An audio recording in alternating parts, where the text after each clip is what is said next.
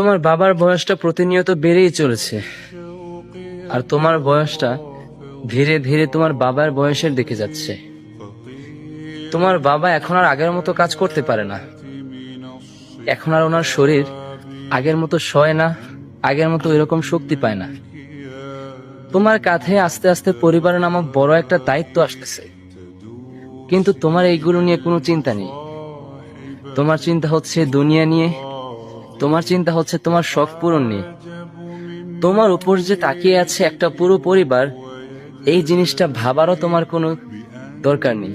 তুমি এই জিনিসটা ভাবো না। তুমি মনে করো যে পরিবারটা এভাবেই চলে যাবে।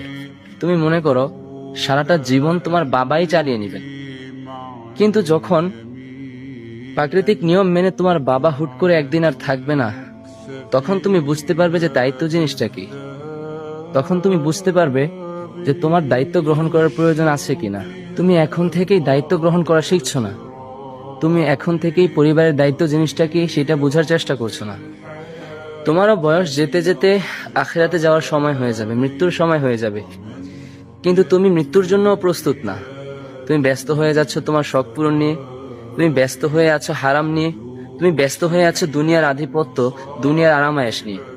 কখনোই চিন্তা করো না যে তোমার পরবর্তী অবস্থা কি হবে। এটা কি চিন্তা করার প্রয়োজন না? সময় যতই যাচ্ছে তুমি তো মৃত্যুর দিকে ততই আগাচ্ছ। একটু বসো, একটু ভাবো, একটু দুনিয়ার কোলাহল থেকে আলাদা হও, তারপর ভাবো। দেখবে সবকিছু পরিষ্কার তোমার সামনে ভেসে উঠবে।